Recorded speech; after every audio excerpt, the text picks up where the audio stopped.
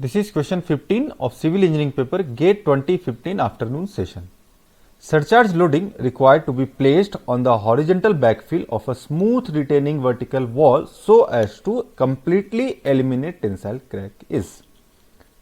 So, in this question we need to find the surcharge loading which can be placed on the horizontal backfill of a smooth retaining vertical wall such that the tensile crack can be eliminated. So, this question is from the topic of earth pressure theory. You may study about the tensile crack and other related topic in detail by watching lecture 51 Earth Pressure Soil Mechanics Geotechnical Engineering 1 by Professor Dilip Kumar Baid, RT Kharagpur. So, if we recall the earth pressure theory, so for a C5 soil the relationship between the major principal stress and minor principal stress is given by the equation sigma 1 equal to sigma 3 tan square 45 plus 5 by 2 plus 2c tan 45 degree plus 5 by 2. So, this is the basic equation or basic relationship between the major and minor principal stress.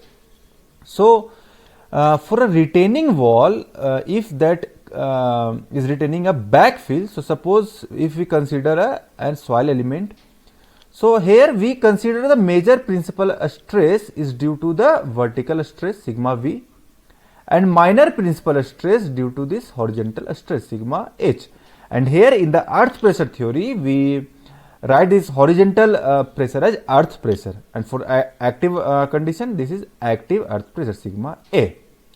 So, sigma v is nothing but the overburden pressure which is given by simply gamma into z, and sigma 3 is Pa, that is active earth pressure. So, if we put this value in this equation and after rearranging we can get the active earth pressure equation which is Pa is equal to gamma z tan square 45 minus 5 by 2 minus 2c 45 minus 5 by 2, and if this tan square 45 degree minus 5 by 2 is written as Ka, where Ka is the active earth pressure coefficient, then this pressure active earth pressure equation can be written as Pa equal to gamma z Ka minus 2c root over Ka, where gamma is the unit weight of soil, z is the depth at which this pressure active earth pressure is computing or is calculating, and Ka is the active earth pressure coefficient, C is the cohesion of the soil.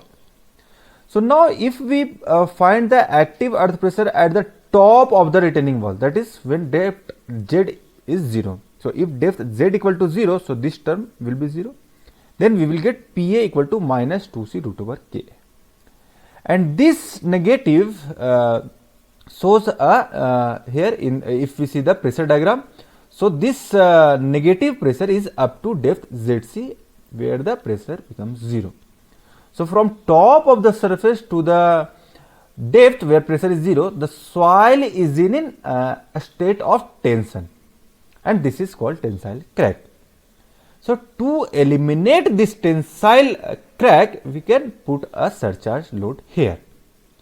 So, if we put a surcharge load here of intensity Q, then at any depth z, we can write the equation Pa is equal to overburden pressure. So, overburden pressure now gamma z into plus Q.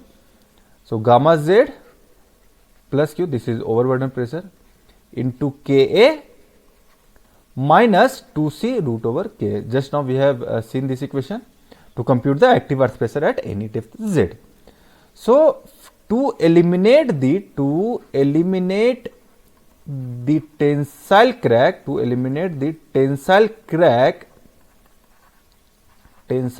minimum loading can be put or given at the top of the loading such that the pressure active earth pressure at top becomes 0. So, we can say Pa will be 0, should be 0 to eliminate the tensile crack at the top of the surface, that is at depth z equal to 0, at depth z equal to 0. So, now here Pa, just now the equation of Pa is gamma into z plus Q into Ka minus 2c root over Ka, and it should be 0 to eliminate the tensile crack. And since depth z equal to 0, so this z equal to 0, so this term will be 0. So we have only q into Ka is equal to this will be 2c root over Ka. So from here we can write this q, that is surcharge loading, as 2c by root over Ka. So we got this surcharge loading as 2c by root K such that the tensile crack can be eliminated. So here we can say the surcharge loading should be 2c by root over Ka. So 2c by root over K is given in option D. So option D is the correct answer for this question. Thank you.